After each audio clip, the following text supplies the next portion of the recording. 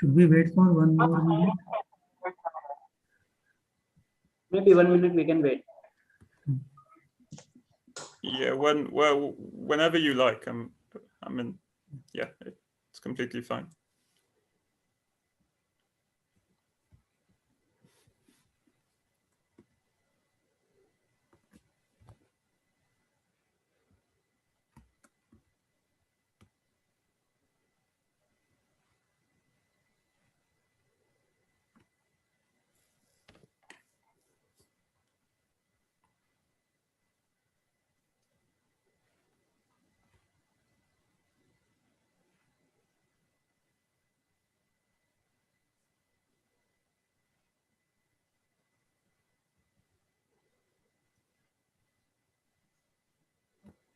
It's going to be a proof of this. Mihir, I think Maybe we can start now, right? Yeah, okay. Okay, so welcome back everyone. Today I'm happy to introduce Philippe Michaud-Jacobs from the University of Warwick, who will talk about rational isogenies of prime D. So over to you, Philippe. Thank you so much. So I'd just like to say thank you for inviting me to speak here. It's a real pleasure and a real honor. And so I'm at the University of Warwick, but because of COVID, I've been kind of at home for a while. So I'm actually in Swansea at the moment, and it's a really kind of windy and rainy day. So if you hear some background wind or background rain, then you'll know why. Anyway, maybe let's dive straight into the maths. So I want to talk to you today about the following theorem. This is a theorem due to Mazur, and it was proven in 1978. And it says the following, that if we take E to be an elliptic curve over the rationals, and if we take P to be a prime, such that E admits something called a rational p-isogeny, then P lives in the following finite set. So I'm going to go over some of the words in the theorem afterwards, but for the moment, I'll just state the theorem as it is. And this finite set consists of all primes P, which are less than or equal to 19, and then these 4 other primes, 37, 43, 67, and 163.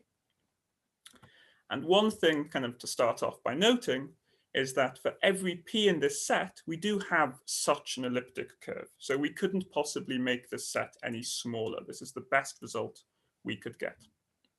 And before I go into some of the words in the theorem, let's maybe ask why this is an important theorem. Why are we actually interested in this result? The first is that isogenies are important maps. They're kind of like the building block of maps between elliptic curves. And so an understanding of isogenies is really an understanding of elliptic curves. Next, this theorem, as we'll see, can be rephrased in terms of Galois representations, which are very important objects in their own right. And it can also be phrased in terms of modular curves, which again are important objects in their own right. So there's 2 different ways we can phrase this theorem in order to gain information about other objects. Now, in terms of the modular method, this theorem is really, really important. So the proof of Fermat's last theorem relies heavily on this result.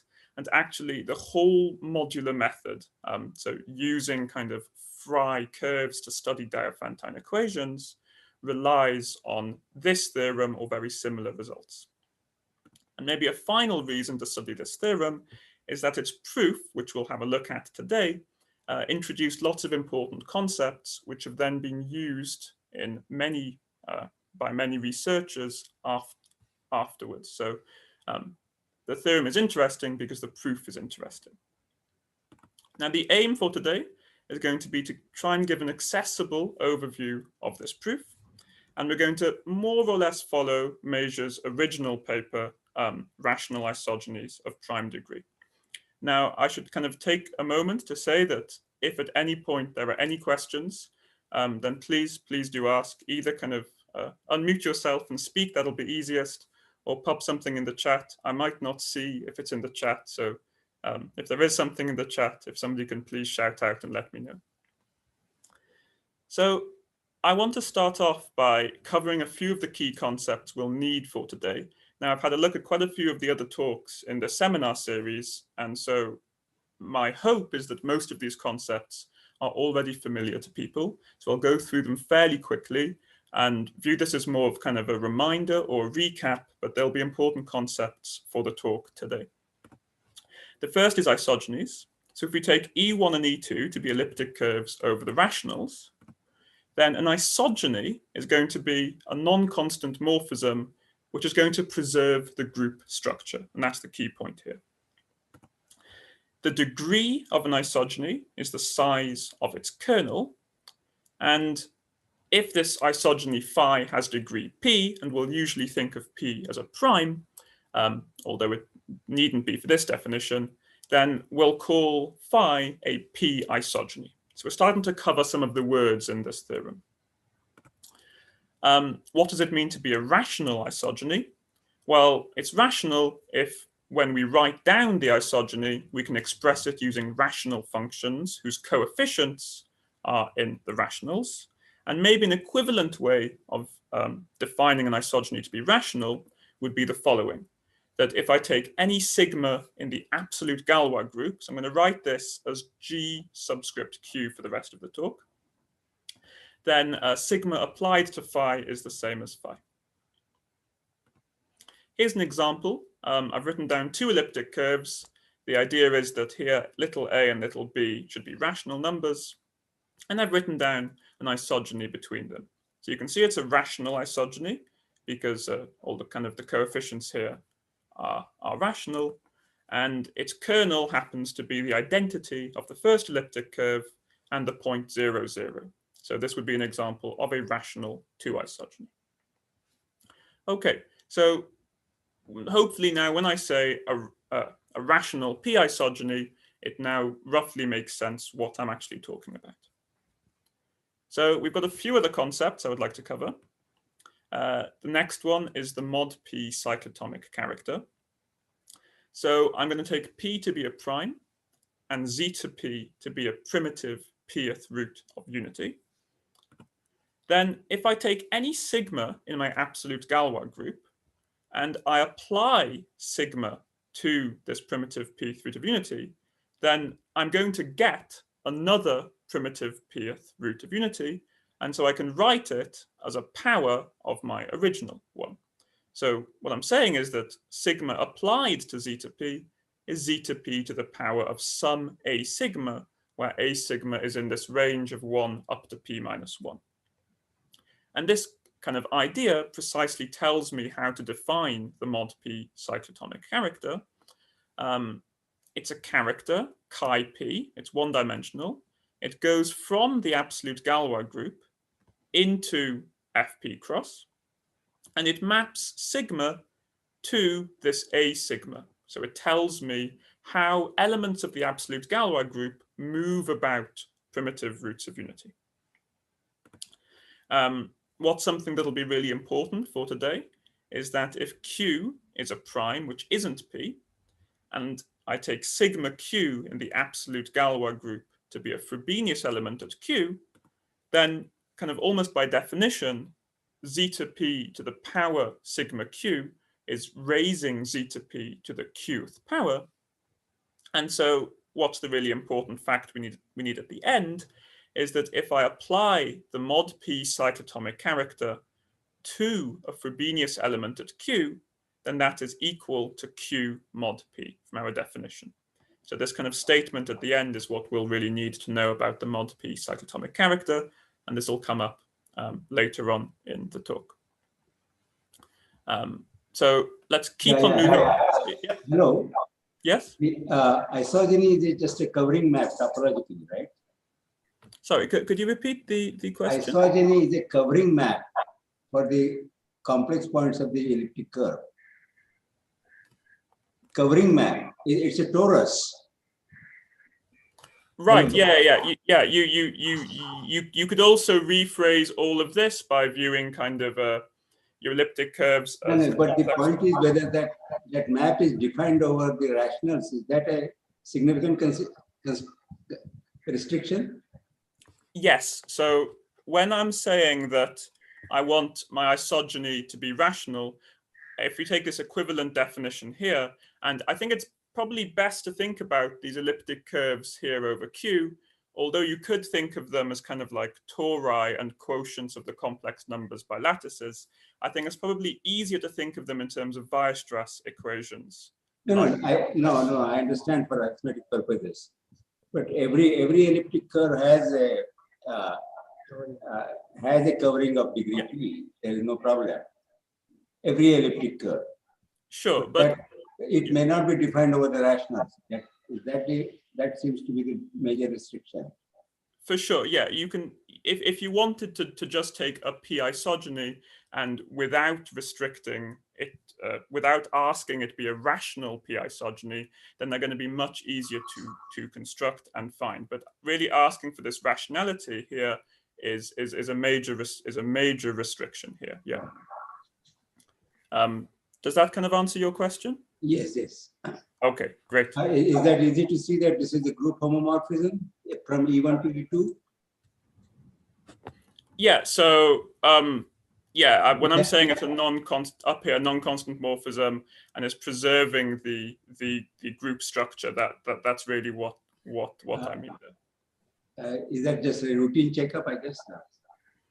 So if you like, I'm taking this as my definition. Another way of defining an isogeny is to say that it takes the identity of my original curve to the identity of the second curve. And from that, you could prove this group homomorphism property. So it just kind of depends on the definition you take, I guess. Right. So maybe I'll move on now to the, please do ask questions if there are any. I'm now going to move on to the ModP Galway representation. So a different type of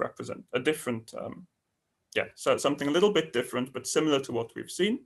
So I'm going to take E over Q to be an elliptic curve and P to be a prime. Now, the Galois group acts on the P torsion of my elliptic curve. And this gives rise to this ModP Galway representation, which I know you've seen, I guess, in a previous talk, because there was a whole talk on this. And so it gives rise to a representation from the absolute Galois group into GL2FP. So it takes an element of GQ and gives out a 2x2 invertible matrix with coefficients in FP. How does it work? Well, if I fix a basis, let's say R1 and R2 of my P torsion, and I take sigma in my absolute Galois group, and I apply it to R1 and R2, then I can write R1 sigma and R2 sigma in terms of my original basis, and that precisely gives out the matrix that I'm interested in. That's kind of how this representation works. And I guess an important fact about this representation is that if I look at its determinant, then that's precisely this ModP cyclotomic character we saw before. And to prove this, you could say use the Weil pairing. If you wanted to prove this, it's not too hard. So that's, I guess, all we need to know about this ModP Galway representation. And then the final kind of key concept I would like to cover is that of the modular curve x0p. Again, I think you've had, I think, 2 talks about these kind of modular curves, so hopefully they're familiar. So as a Riemann surface, I can define kind of this open modular curve y0p to be the upper half plane quotiented out by this congruent subgroup gamma 0p. And then I can add in the cusps, which I'm going to call infinity and 0. There are precisely 2 cusps. And this makes it into a compact Riemann surface, which I call x0p. And this x0p, it's a compact Riemann surface on one side, but kind of on the other side, it's an algebraic curve. And it's defined over Q. And for any prime little q, which isn't P, we've got good reduction at that prime. So it's kind of quite a nicely behaved curve over the rationals. These cusps that we added in are rational points on the curve. And this curve comes equipped with certain maps. So one of these is a J map, which we'll look at in a bit more detail later. And it's a map from x0p to the projective line. And what's maybe important about this J map is that its poles are precisely the cusps. So the poles of the J map are these cusps, infinity and 0. Another map that the modular curve comes equipped with is the Atkin-Lehner involution. So it's really not important for the talk today to really understand this map, but all we really need to know is that it's an involution on the curve and it swaps the two cusps. What we do need to really know for today is that x0p parameterizes elliptic curves with p-isogenies. And this is the really important fact that we need, which is that if we have an elliptic curve over the rationals and we have a rational p-isogeny phi, then this pair E, phi, if I look at its isomorphism class, that gives rise to a rational point on the curve x0p. And that's the really important fact that we need. So in general, why not P has a genus greater than 1 for large P? Sorry, what has genus greater than 1? Why not P? This is as a Riemann surface. Yes. It has genus usually greater than 1 for large P's. Yes, exactly. Yeah. So that finitely many primes that you listed.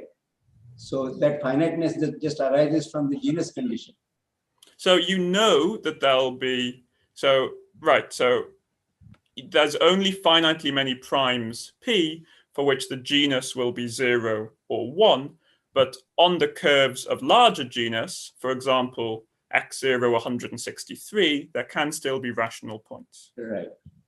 Yeah, but if you're talking about infinitely many rational points, then you're completely right. The only ones with infinitely many rational points can be those of genus 0 or 1, which consist of, I think you've got your kind of like your primes up to 11 and then 13, 17. Yeah, so your primes up to 19 should cover those genus 0 and 1 cases. So yeah, that's a good observation. Excuse me. Go ahead, Mihir. Sorry, was there a question? Well, I had a question. So I was going to ask about this. What is the isomorphism that you're using on the pairs here in this last displayed equation? Like, right. What is an isomorphism between pairs? Yeah, so an isomorphism between pairs, although we don't really need it for today, but if people are interested, then what you need is that you need an isomorphism rather than, well, it'll probably be easier to answer this question on the next slide, but I'll answer it now. If I say took the kernel of this isogeny instead, it might be easier to think about it like that. Then the isomorphism between pairs, I want an isomorphism between the two elliptic curves that takes the kernel of one isogeny to the kernel of the other isogeny. So it's, if you like, it's an isomorphism between the elliptic curves, which is also behaving nicely with respect to the second element of this pair. Okay, so it should be an isomorphism that somehow preserves the Galois structure on the kernels. Yes. Something like that. Yeah. Right, okay. Yeah. Now, maybe one important point, just to finish off this slide, is that I've got this J map on my modular curve. And if I look at the J map applied to the point X that this pair gives rise to, then that's precisely the J invariant of my curve E. So that's maybe an important point to remember, that J applied to the point that the pair gives rise to is the J invariant of my curve. So this J map kind of behaves nicely with this idea of taking the pair E phi and looking at the point X on the modular curve. Now, I kind of hinted at this when I answered the last question, but we've got various equivalent formulations for p-isogenies. So if I take E over Q to be an elliptic curve and P to be a prime, then the following are all going to be equivalent. The first is that E admits a rational p-isogeny, phi. The second is that E has a rational subgroup of order P, and I'll call that VP, which is generated by some element r. Note that r need not be a rational point on the curve, but the subgroup it generates is rational as a subgroup. And the third point is that this ModP Galway representation is reducible, meaning that kind of up to the right choice of basis, it's the matrices in its image look like this. Namely, there's a 0 in the bottom left. Now, why are these equivalent? Here's some very, very brief proofs. If we have a rational p-isogeny, then take its kernel. That'll be a rational subgroup of order p. If we have a rational subgroup of order p, then quotient out by it. A little bit more work needs to be done here, but that's the idea. And you get a rational p-isogeny. If you have a rational subgroup of order p, then that's precisely a non-trivial proper GQ submodule of the p torsion. So it's telling you that you have a reducible representation. And finally, if you know that the representation is reducible and you've got this 0 in the bottom left, then if I choose my basis R1 and R2 in the right way, and I act on R1 by an element of the Galois group, then this is lambda of sigma times R1, which is in my original subgroup R1. And so the subgroup generated by R1 is indeed a rational subgroup of order P. So those are some very, very brief proofs. If you've never seen these before, then they probably won't make too much sense. But if you've seen some things along these lines, this can kind of refresh your memory as to maybe why these are equivalent. And it means we can pass between these three equivalent statements freely. Now, I guess this brings me to the end of my my key concepts part. And before I kind of take a longer pause, I wanted to give a quick overview of the proof. We're going to suppose that we have a rational p-isogeny, and we're going to suppose that p is at least 23, because if p is less than 23, then these are already in our list of primes in Mazur's theorem. So we may as well suppose p is at least 23, and we're going to try and show that p belongs to the set 37, 43, 67, or 163. We'll then take q to be a prime different from p and different from 2. And there'll be two cases, and we'll cover these terms in more detail afterwards. But either E has potentially multiplicative reduction at Q, meaning that the valuation of the J invariant at Q is negative. In this case, we'll look at something called the Eisenstein quotient and use something called formal immersions to try and get a contradiction. And we'll cover these terms obviously during the talk. And we'll get a contradiction, which means that every prime Q, which isn't 2 or P, is a prime of potentially good reduction, meaning that the valuation of the J invariant at Q is non-negative.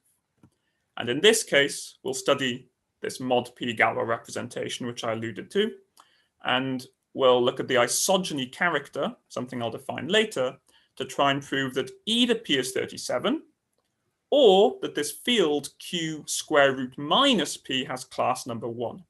And that'll tell us that P is either 43, 67, or 163. So that's the overview of the proof. And yeah, maybe now would be a good time to take a pause and see if there are any questions so far on, any more questions on what we've covered so far before we move on. Also time for me to take a drink.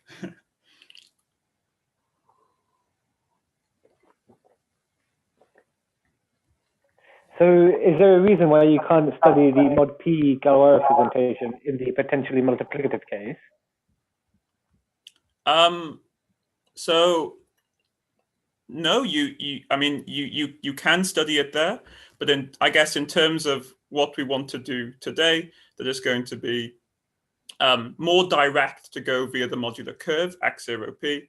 But yeah, there's a lot you can, I guess there's stuff you can still say in this potentially multiplicative case about the ModP Galway representation and what it looks like. But I guess if you want to really kind of prove what we're going to prove today, I think at some point it's going to be fruitful to pass via the modular curve setup. Mm-hmm. Okay. Okay, so maybe let's dive into this first part. So this is our setup. We've got a rational p-isogeny, and p is at least 23. And just like I mentioned, we're going to suppose we have a prime of potentially multiplicative reduction, which I'll call Q. Let's make a few observations. So like I mentioned before, this pair E, phi gives rise to a rational point on the modular curve. And this rational point is not one of the cusps. So it's not 0 and it's not infinity. And because we have potentially multiplicative reduction, that tells me that the valuation of the J invariant at Q is negative. And remember that J of E is equal to J of X. This J map kind of respects this description. And we also know that the poles of the J map are the cusps. Now, what that tells me is that if I reduce modulo Q on my modular curve, then this point X will either reduce to the 0 cusp or to the infinity cusp, because modulo Q is going to be a pole of this J map. Now, what I'm going to say is that this is where I'm going to use this Atkin-Lehner involution. I'm going to say that if X reduces to 0, then I'll swap X with WPX. Remember, WP swaps the cusps. So I can swap X by WPX, and I may as well assume that X reduces to the infinity cusp, modulo Q. And what we're basically going to do for the rest of the section, we're going to forget about the elliptic curve E, and we're just going to focus on the point X and the fact that X is not a cusp, but it reduces to the infinity cusp, modulo Q. So that's the only fact we're going to need for this section. And our aim is to obtain a contradiction. And to do this, we're going to try and show that X equals infinity. This would be a contradiction because I said in this first bullet point up here that X is not equal to infinity. So how are we going to go about this? Well, we need to involve the Jacobian first. So I'll write J0p for the Jacobian of the modular curve. And whenever you have a Jacobian, you're going to have this Abel-Jacobi map. I'm going to take the infinity cusp to be my base point. So the Abel-Jacobi map takes y, some rational point, and maps it to the divisor class y minus infinity. Now, what I can then do is I can kind of compose this with reduction modulo Q. If I start with my point X and I apply the Abel-Jacobi map, that takes me to the divisor class x minus infinity, and I then reduce modulo Q, and that gives me x tilde minus infinity tilde, but we're supposing that x and infinity are reducing to the same point. So these are equal, and I simply get the 0 divisor class. Now, this isn't going to give us enough right away, but it's a first step. We actually need to go a bit further than this. So rather than work with J0p, we want to work with a quotient of J0p. And here's a definition. So an optimal quotient of J0p, and don't worry too much about optimal, just think more of a quotient. It's going to be an abelian variety, A, such that it's a quotient, so there's a map from J0p to A, and for this quotient to be optimal, I want the kernel of this map to also be an abelian variety. But like I say, don't worry too much about the optimal part. Think more about the fact that A is just some quotient, is going to be a quotient abelian variety of my Jacobian. And here's the key result that we're going to use. So key result. Let's take A to be any non-trivial optimal quotient of J0p.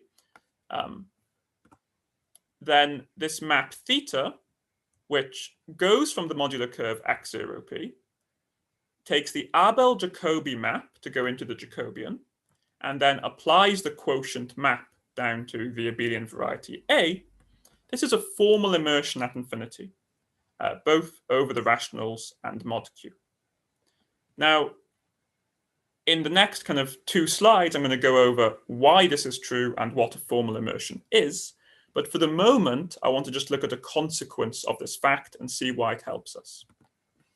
A consequence of the fact is that if theta x minus theta infinity, which is going to be a point in the abelian variety A, if this is equal to 0, then the consequence is that x equals infinity. So we have some type of injectivity going on here. Now, this doesn't help directly, because we don't know that theta of x minus theta infinity is 0. But what we do know, kind of considering the diagram on the last slide, is if we reduce modulo q, if we look at this reduction of theta x minus theta infinity, because x and infinity reduce to the same point, we know that the reduction of theta x minus theta infinity is precisely the 0 on this abelian variety viewed mod q. So we can't use this consequence directly, but we know something which looks a bit close. Now let's use the fact that if we knew that AQ had rank 0, then we could use the injectivity of torsion on abelian varieties to say that theta x minus theta infinity, if it reduces to 0 mod q, then it had to be 0 in the first place. So if we knew that AQ has rank 0, then we could conclude that theta x minus theta infinity is really 0. And so by our consequence above, we would conclude that x equals infinity, which is the contradiction we're really trying to achieve. So what we would like to do ultimately is to find one of these non-trivial optimal quotients of the Jacobian that has rank 0. Now, I've kind of told you what we would like to do, but not kind of why we would like to do it or how things work. So I want to talk a little bit more about formal immersions. So this map theta, which is the Abel-Jacobi map and then the quotient map, is apparently a formal immersion at infinity. Now, the first question you might ask is, what does this actually mean? So here's a definition. It means that the pullback map theta star from O hat A of theta infinity to O hat x0p of infinity is surjective. And if you're anything like me, you might ask, well, what does this mean? I see something like this and I don't find it very helpful. So let's try and break this down a little bit, understand what these terms mean and what these words mean. Now, let's just focus on things without a hat. So O of x0p infinity is going to be the local ring of ratios of functions, f over g, on my curve x0p, and we're going to ask that g does not vanish at infinity. That's your usual kind of local ring of a variety at a point. Now, where does this hat come in? So the hat means completion at the maximal ideal. But again, intuitively, that doesn't really help me very much. Let's try and understand what this means in a more intuitive sense. Well, let's take pi to be a uniformizer at infinity, which means that pi is a function on my curve and it vanishes once at infinity. Then I can view this completed local ring really as power series in this uniformizer pi. So I can view elements as some a0, some constant a0, plus a constant times pi, plus a constant times pi squared, and so on. That's kind of how you can view these power series. Now, so that gives us some idea as to what these completed local rings look like. Now, what does this surjectivity mean? Well, let's say we take a uniformizer U on the left-hand side here. So U is a uniformizer at this point, theta of infinity. Then what I can do is I can apply the pullback map theta star to this function U, and I can look, well, what does it give me on the right-hand side? Well, if I apply it to infinity, then by definition of the pullback map, this is precisely U of theta of infinity. And because U is a uniformizer at theta of infinity, that's equal to 0. So it tells me that I get something in kind of the local ring on the right-hand side. And since it vanishes at infinity, I know that theta star of U is a power series in pi where the constant term is going to be 0. So because I checked it vanished at infinity, I know that my A0 term, which would normally be there, is actually 0. And to have surge activity in this definition, I really want this A1 term to be non-zero. So to make sure I hit the whole of the completed ring on the right-hand side, I would like A1 to also be non-zero. So I really want it to vanish a single time at infinity. So that hopefully gives you maybe a little bit of intuition as to what this definition means. So theta star is surjective if and only if A1 is non-zero? I believe so. Although that probably doesn't follow directly from what I've written down here. I don't think this follows, but I think it should follow. But some of the details here probably need to be worked out in more detail. Again, you also need to worry about things like convergence, which I haven't brought up. So the idea is to give some intuition as to this and not be precise about it. So I probably won't be able to answer kind of the more precise questions about this. But I believe that, yeah, if A1 is not 0, then theta star should be surjective. Okay, thanks. Now, that's kind of the first question. The second question is saying, well, why is theta a formal immersion at infinity? Well, let's look at the setup we were just in. U is a uniformizer at theta infinity, and pi is a uniformizer at infinity. And then I just wrote theta star of u as this power series in pi, and I want A1 to be not 0. Well, why should this be true? Now, when working with kind of modular curves, if I want a uniformizer at infinity, I can take Q underline, where this is e to the 2 pi I tau, for kind of some tau in the upper half plane. So when you're kind of defining the complex neighborhood of a modular curve about a cusp, you kind of take this Q, and I've underlined the Q because we've also got Q as a prime. And there's this kind of Q expansion principle that kind of really says that this uniformizer at infinity, we can identify with this Q underline.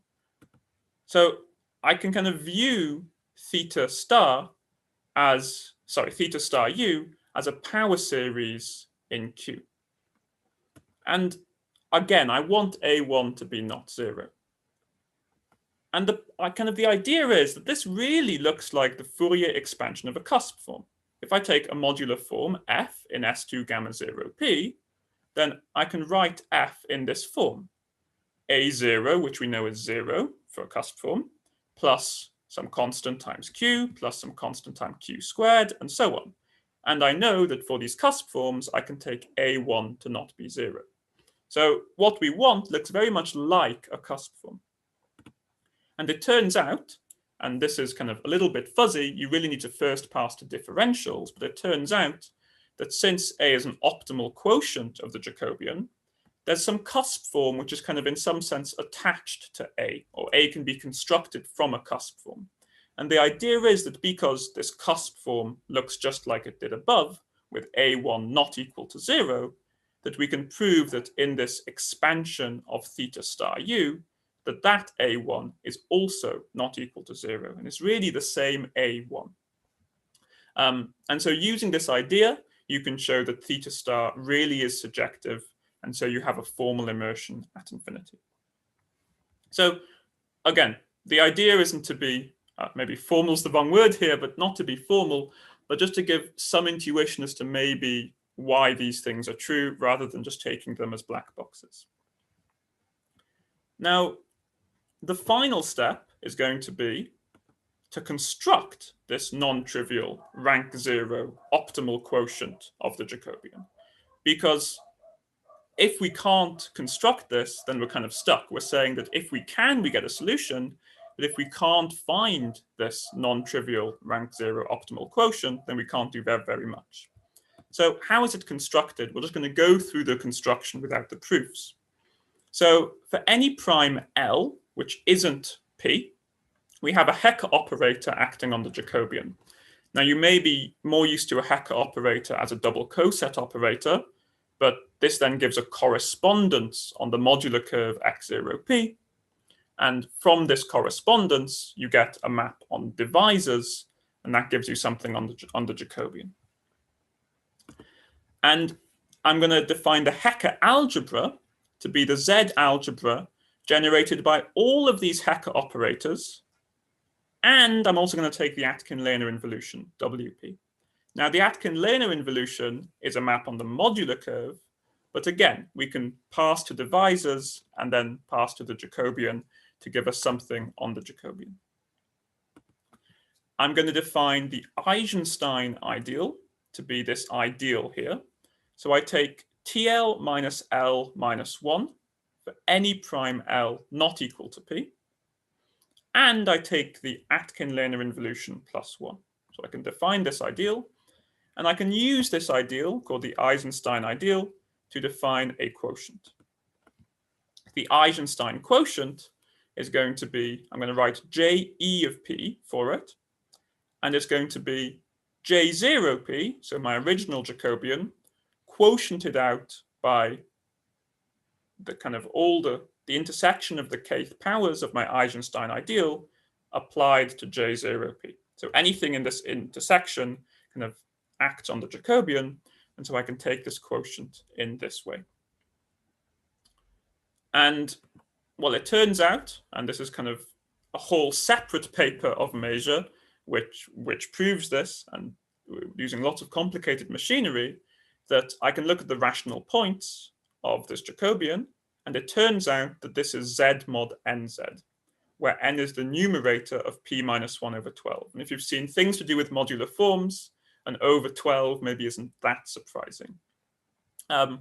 Well, what's most important here is that this is non-trivial, because this n is not going to be 1. So this is a non-trivial quotient. And since its torsion is just Z mod NZ, it's also rank 0.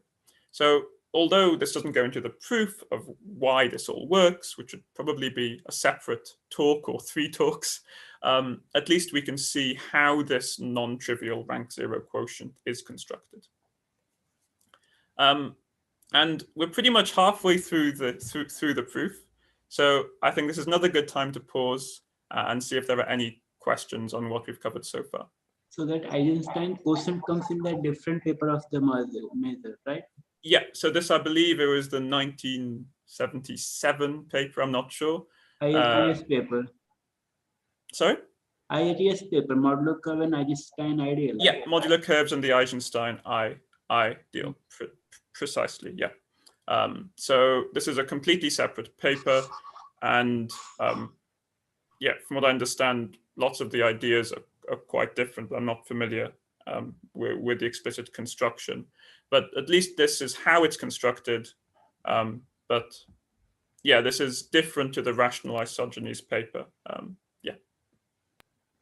So how should one think about the intersection of I to the k for all k? Like, what is this object? Like, so this becomes an element of the endomorphism ring of J naught p. Like, yeah.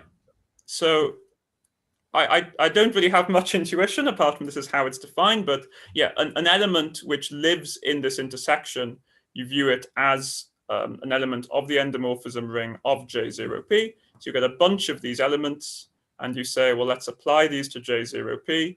Let's look at that image and let's quotient out by that. Now, how to actually think about these elements, I can't provide any insight as to why this intersection is taken or how you really think about these.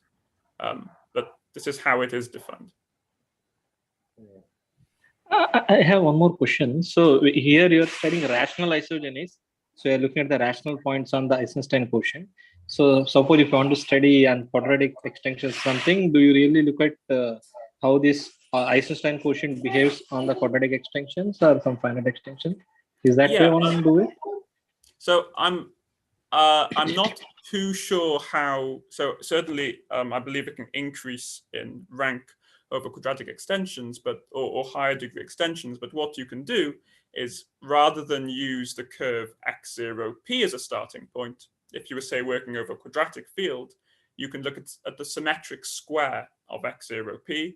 look at the rational points there and still use the Eisenstein quotient working over the rationals. So if you want to do some of these things over a higher degree number field, you would still kind of use this result that the rational points of JEP are of this form.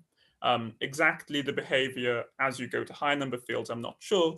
But if you want to study the analogous question over number fields, then you really still care about the rational points because you work on the symmetric square or the symmetric cube or the symmetric dth power of your modular curve in order to try and study these questions. Okay, and the second question is when you call it as an Eisenstein quotient, it's of rank 0. That's okay. But when you really look at the kernel, do you see that it's an abelian variety? I mean, just if you check the definition, so how would one see that it's in fact a optimal quotient? All right, an optimal quotient, that I'm not too sure as to exactly why this is an optimal quotient. I believe that in this part of Mazur's paper that this is not one of the hard steps, but exactly why it's one of these optimal quotients, I'm not certain. Why this kernel, I don't know whether, so the kernel is kind of this bottom part. I don't know, because it's kind of some part of the endomorphism ring applied to the Jacobian. It might be that that's automatically an abelian variety. I'm not 100% sure. And these four constructions, do we do it for only for level prime P, or if you look at even prime powers, etc., similar? I mean, because here you're looking at the two operators, WP, the involution, as well as Atkins-Linear and TL operator. Suppose when we are doing it for higher powers, still one looks at the same quotient. Do you think? Mazur defines the Eisenstein quotient more generally for any n, and you've got this kind of rank 0 condition for like almost any n. There are a couple of small values of n where this doesn't work, but and I can't remember if it's square free n or not square free n. I think it's all n that are considered in the paper. But this is certainly more general than just primes. I'm just taking primes here because that's all we need. Okay. Yeah, thank you. Okay. So yeah, maybe I'll move on because we're halfway there, but I'm more than halfway through the talk, and let's look at what happened in this case of potentially good reduction. So we now know that every prime is a potentially good reduction for E. When I say every prime, sorry, I should say every prime Q, which is not 2 or P. Recall that by our equivalent formulations, this ModP Galway representation is reducible. And so it looks like this. There's some lambda and some lambda prime, but the important thing is we have this 0 in the bottom left. And since we know that the determinant of this representation is the ModP cyclotomic character, we know how to write lambda prime in terms of lambda. Namely, lambda prime is chi p divided by lambda, just from this determinant equation. Now, this lambda is really important. And lambda, which goes from the absolute Galois group of Q into FP cross, so it's a one-dimensional character, this is called the isogeny character of our pair E with the isogeny phi. What does this tell us? Well, lambda tells us how the absolute Galois group acts on the kernel of this isogeny. To be a bit more precise, if I take a generator for the kernel, and I take sigma in the Galois group, and I apply sigma to this generator, then that's precisely lambda of sigma multiplied by R. So it's telling us how the absolute Galois group is acting on the kernel of the isogeny. Now here's a fact, which I'm not really going to take. I'm going to basically take this as a black box, which is that lambda to the power 12 is some power of the ModP cyclotomic character. So S here is either 0, 4, 6, 8, or 12. If S is 6, then it turns out that P has to be 3 mod 4. And we call S the isogeny signature. So this is the fact that we'll use, and we'll take this as a black box, and we'll kind of use it for the rest of the proof. Which maybe, I think there you need, so are you restricting lambda to the 12 to inertia at P? no, because I'm working over Q. So if it's you've got some unramified condition, and if it's everywhere unramified and we're working over Q, then they should be equal rather than not just on inertia, I believe. Okay. I thought that lambda to the 12 was unramified outside of P. But okay. It's possible you're right. I thought that once, certainly over a number field, need restriction to inertia. I believe that once you're working over Q, yeah, it's possible that you might need restricted to inertia. I thought you didn't, but maybe you do. But I believe that once you've taken this 12th power, that condition should disappear. But I'll need to think about it a bit more. Okay. Sure. Yep. So maybe a few words as to why this is true. So we know we've got potentially good reduction at Q. Let's kind of view E as an elliptic curve over Q completed at this prime Q. Now it turns out that kind of we've got potentially good reduction. So when we move up a field or up to some field extension, we get good reduction at some totally ramified extension, which I've called KQ over QQ. And this kind of extension will have degree either kind of like 2, 3, 4, or 6, but the degree divides 12. And this is kind of part of the reason why I've got this 12 cropping up here. And the fact stated above comes from a really kind of careful study of how the inertia group of this larger field acts on the P torsion. And it uses mainly some results of Jean-Pierre Serre. That's just a couple of words as to why this fact holds. But let's maybe try and use this fact and see why it's useful. So I've repeated the fact here. And yeah, let's ask, why is this fact useful? So I'm going to take a Frobenius element at Q again. I'm going to see how this isogeny character acts on this Frobenius element. So if I just plug into my kind of equation above in the fact, then lambda of sigma q to the power 12 is chi p of sigma q to the power s. And you'll remember right from the start that chi p of sigma q is equal to q, at least working mod p. So I get that this is equal to q to the power s. And so lambda of sigma q is a root mod p of the polynomial I've written in red here, x to the 12 minus q to the s. So that's a root, that's one fact that we get out. Here's another fact.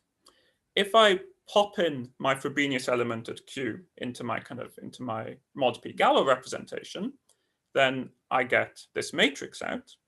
And you see that lambda of sigma q in this top left entry is one of the eigenvalues of this matrix. And so it's going to be a root mod p of the characteristic polynomial of this matrix. So what's this characteristic polynomial? Well, it's x squared minus the trace times x plus the determinant. Now the determinant we know is the mod p cyclotomic character. So there I get a q out at the end. And I'm just using the notation AQE for the trace for the moment. So AQ is the trace of Frobenius, and I guess it's a fact that this is actually independent of the prime P that we're working with. So in the case of good reduction, this kind of AQE is really kind of like the number of points on the elliptic curve mod Q minus Q plus 1 or something similar. I might have flipped the minus sign.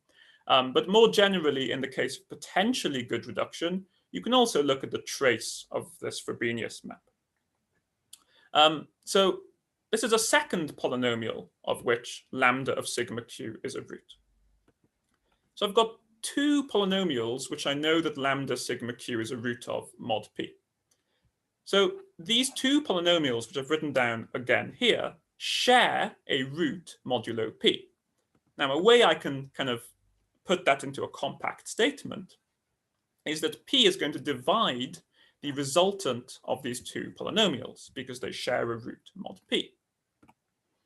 Now, what's the problem here? Well, the problem is that we don't know what AQE is. We know it's this trace of Frobenius, but we don't know what it is. And that's a problem because we would like to compute some of these quantities, but we don't know what AQE is, so we can't. But what's a good thing is that we know that this trace is an integer, and by the kind of the Hasse-Weil bounds, we know that it lies in this range. So although we don't know what the trace of Frobenius is, we have a finite list of possibilities for it, which is good. And it tells us that P divides this horrible thing down here. So what have I done?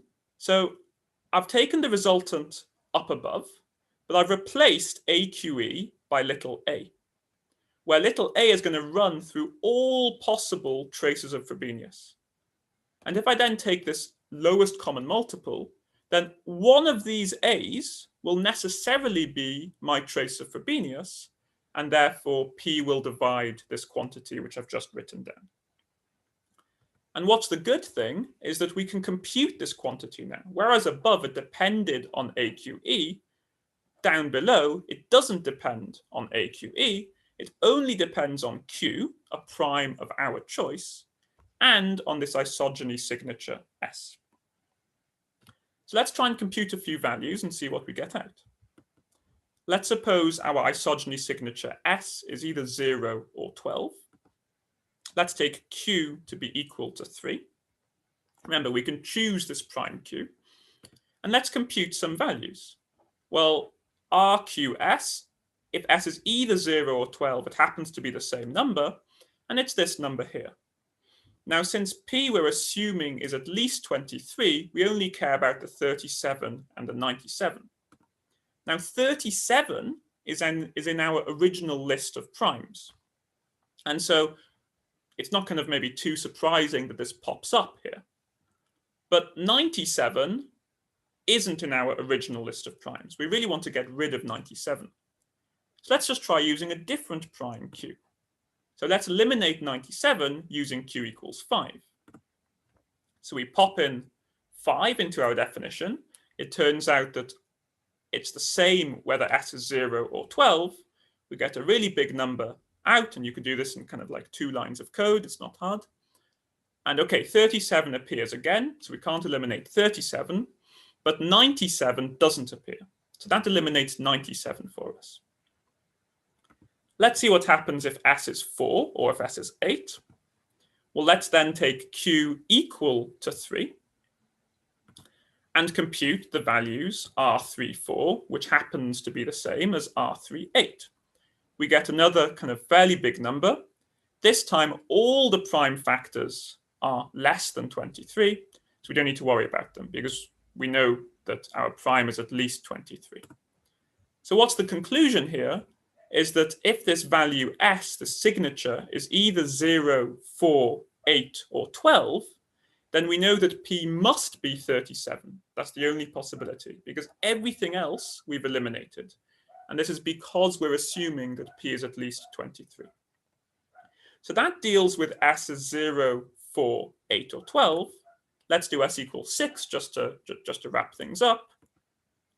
We run into a bit of an issue. If I look at RQ of 6, for any prime Q, this turns out to be 0. And so we don't get anything about the prime P. We know that P divides 0, which really isn't very helpful. It doesn't tell us anything. Now, why is this happening? Well, in our definition for RQ6, if I set A, we're taking this big LCM over all integers in some range. And if I take A to be equal to 0, then I'm kind of considering the resultant of 2 polynomials. One of these is x to the 12 minus q to the 6, and the other is x squared plus q. And these actually do share roots. Plus or minus the square root of minus q, both of these are roots of each of these polynomials. So the resultant we compute is always going to be 0. So it's not kind of surprising that we're getting 0 out. we're stuck in this case, and we need a different argument. Now, in the interest of time, I'm basically going to skip through this argument. Now, it's not too technical. It uses a little bit more work to do with the isogeny character. What I'm just going to do is I'm going to kind of skip through a little bit and tell you what you get out. And you get out this following claim, that in this case of s equals 6, you find that if the prime q is in the range 2 up to p over 4, then the prime q is necessarily inert in this field q square root minus p. And to prove this fact, you need to do a little bit of work with the isogeny character. And I guess the best thing would be to kind of refer to these slides where I've included the arguments if you would like to see them. But what does this tell us? If I now skip forward a little bit to over here, is it boils down to the following. This fact that an inert, a prime which is small enough is kind of inert in our field, really boils down to this statement here, which is if we take a prime ideal in the ring of integers of this field, whose norm is small enough, then the prime below it is inert, and therefore the prime we're working with is a principal ideal. So in this case, s equals 6, although we can't get a contradiction using this resultant method, we can get some information out about when a prime is principal or not principal in some field. Now, let's invoke Minkowski's theorem. One way of stating Minkowski's theorem is to say that the class group of the field Q adjoins square root of minus p is generated by all prime ideals whose norm is less than the Minkowski bound. Now, what's the Minkowski bound here? Well, I just plug into my definition for the Minkowski bound, and it's 2 square root p all over pi. And certainly when p is, say, bigger than 19, which is the case here, this is less than p over 4. So if I look at what we know above, this tells us that any of these generators for the class group must be a principal ideal, because I'm taking prime ideals whose norm is less than the Minkowski bound, and I know that the Minkowski bound is less than p over 4. So using what I know, I get out principal ideals. Well, what does that mean? Well, if all the generators of the class group are principal, then every ideal in the class group is principal, and so this field q square root minus p necessarily must have class number 1. And since we're assuming that p is 23 or more, the only class number 1 fields of this type are when p equals 43, 67, or 163. And combining this with the fact that p could be 37 from before, when this s was either 0 or 12, that gives us the 4 values of p that were remaining: 37, 43, 67, or 163. And I guess that kind of more or less completes the overview of my proof, and I think I've used up my hour. So I guess I'd just like to say thank you very much for your attention. And obviously, if there are any questions, then I'd be more than happy to try and answer them. So thanks. Yeah, okay, thanks. So let's thank the speaker for this very clear and nice talk.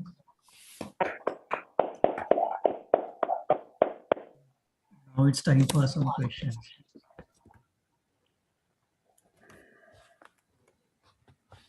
So you said that they are the equivalent formulation of that theorem in terms of modular curves and Galois representations? Yeah. So yeah, I can go back right to the start. First, So if I go back a bit. So from these equivalent formulations, E admits a rational p-isogeny phi. I can reformulate it in terms of this representation being reducible. So another way I could reformulate the main theorem is to say, well, look, if we've got an elliptic curve E, its mod p representation is irreducible unless p is one of these kind of numbers in our list. That would be how you would rephrase it in terms of reducibility or irreducibility of Galois representations. And for the modular curve part, we know that, oh, I'm going the wrong way. If E over Q is an elliptic curve with a rational p-isogeny, then it gives rise to one of these points on the modular curve. So another way of phrasing the theorem would be to say, well, look, this curve x0p, it only has non-cuspidal rational points if p is one of the primes in the list at the start. So those explicitly, those would be the two ways that you could rephrase the theorem at the start. Any nice exposition of Mazur's theorem? Any book or chapter? So in terms of nice exposition, I would probably, I think that the closest you'll get is Mazur's original paper. I think if you're looking for like a complete exposition, then I guess that there are kind of parts of the argument, for example, the parts about, for example, these formal immersions, which are in certain other papers. But if you're really looking for this kind of overview of Mazur's theorem, then the only place I know is Mazur's paper itself. There are a couple of notes which cover kind of different parts of it, but for the whole proof, it's really the original paper. That's what I would recommend. So that inventions paper you are talking. Sorry? That inventions paper you are talking. Yes, it's the one in Invenciones. Oh, so Invenciones. Yeah. This is the this is Mazur's. If I go back to the start, I mean, yeah, Mazur's rational isogenies of prime degree. This the same as the title of the talk. Yeah, from 1978. If you just kind of, I think if you Google it, then you can. Yeah, I know this paper, but I was asking if someone has bettered the exposition and simplified it in the. Well, let's just say that I couldn't find anything. So I couldn't find anything which simplified the arguments, but there are kind of like bits and pieces where, so if you start looking up like formal immersions and modular curves, then you can find different kind of papers which might shed a different light on these concepts. But in terms of kind of like a direct exposition of the proof, I haven't, at least I'll just put it like this. I'm not aware of kind of expository notes which go through which go through the full proof. Okay, thanks. Yeah, I mean, if I can make a comment. There was a study group run by Brian Conrad. So where all of these parts are given by several people. So you can find the study group notes. So there are like 7-8 topics, 7-8 lecture notes. So each of them kind of, they have explained the different parts, but as far as I feel, this is the best talk I have found combining everything.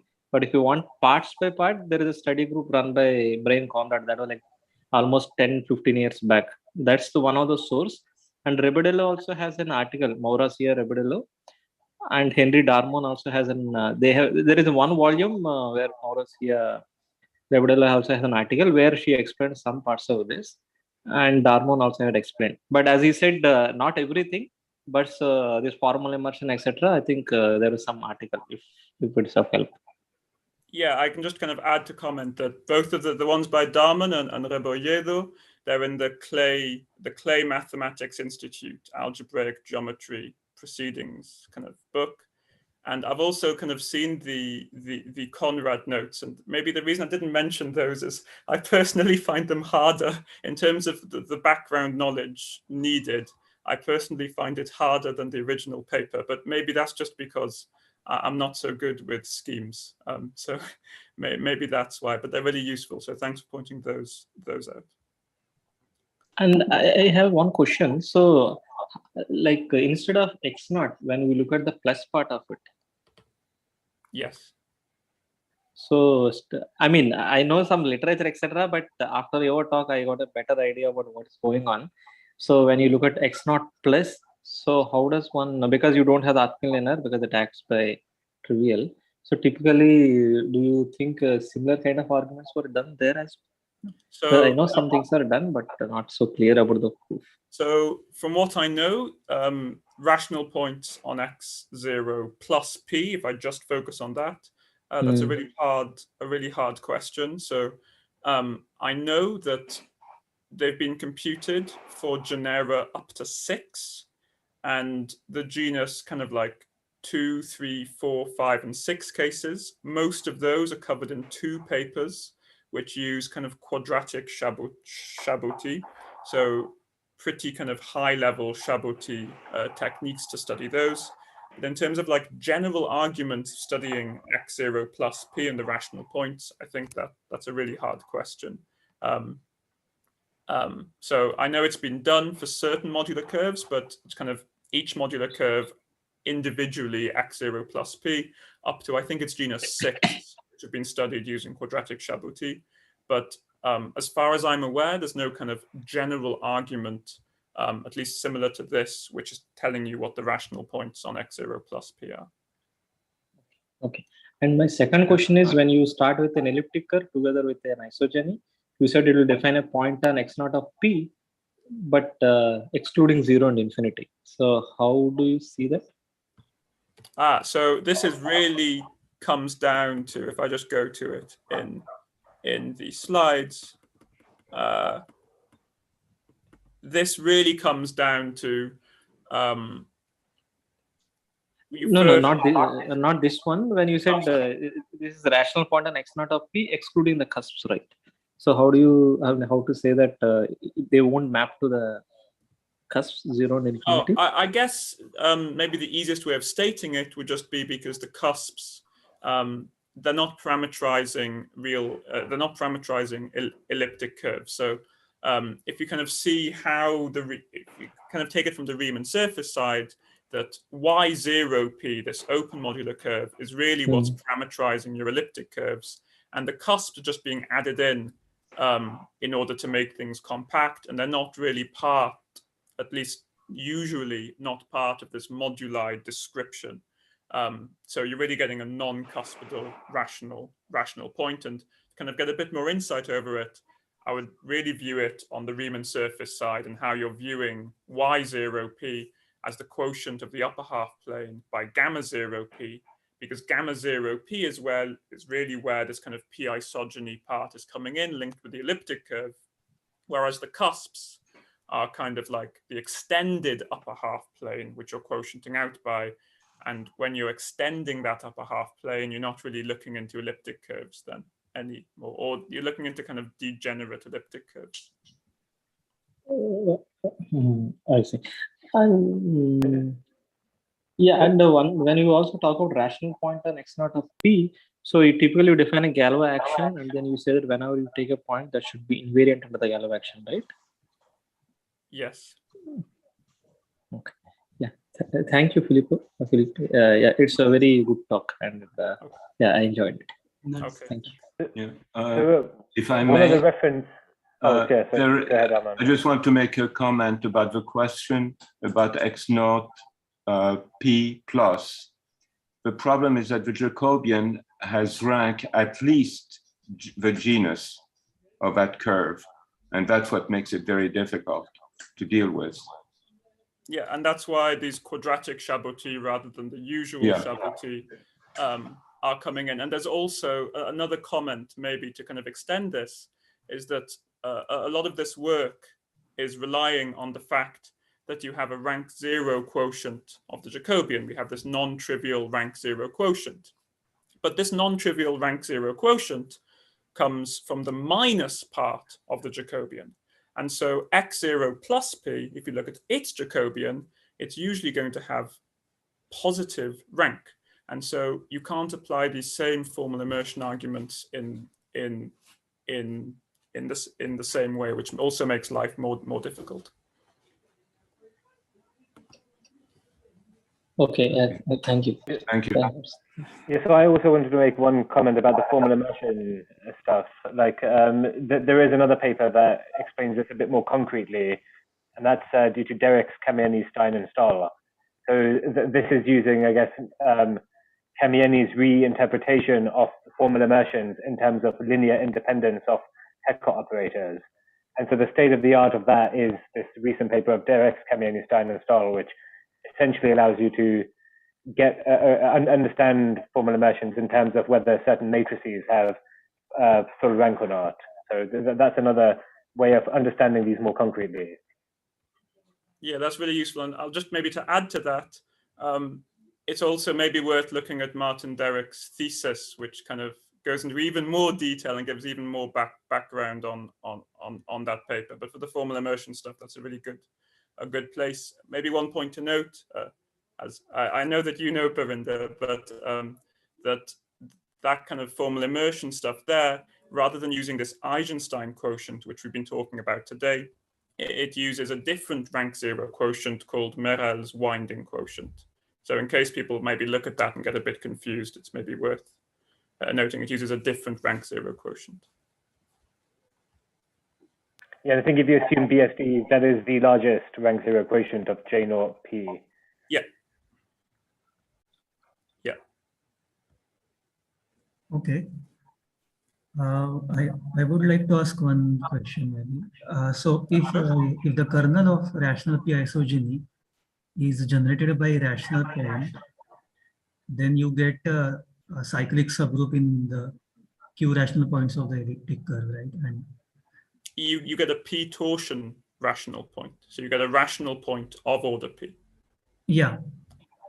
And so you get a cyclic piece group in the torsion part of q rational points of E if the kernel is generated by a rational point. So, yes. Yeah. So is this how Mazur obtains his theorem on torsion part of the rational points of elliptic curves, like to isolate those primes for which the kernel is generated by rational point? Yeah, kind of.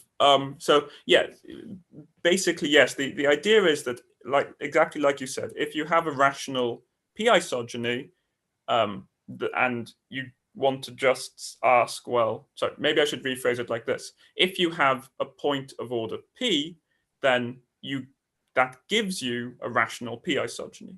So if you have a rational point of order p, that gives you a rational p-isogeny. So already, if I go to the main theorem, then that already tells you that if you have a p torsion rational point, then that already tells you that you're within this list of primes here. Yeah. That already kind of really puts it down for you. And then it's a matter of kind of eliminating some of these larger primes. But yeah, if you're looking for kind of a proof of Mazur's theorem for torsion points, then it's very similar to the first part of this talk, except that, very similar to this talk, except that in the talk I've just given, that in the potentially good reduction case, you've got to do a lot of extra work there and you get some extra primes out.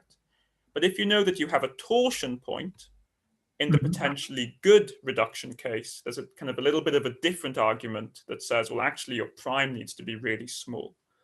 It can't be one of these like 37, 43, 67, or 163.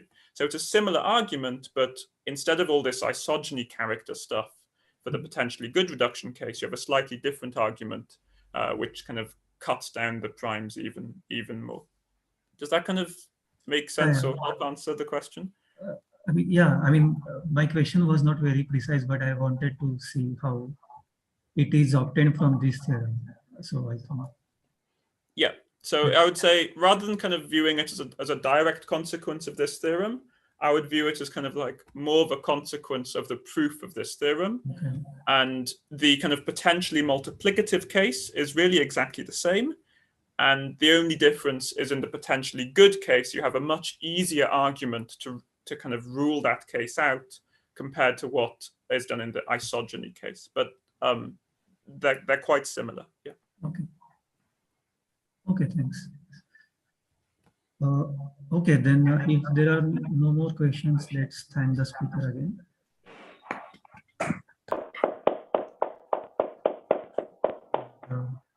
Mihir for sharing also. Yeah, you are welcome.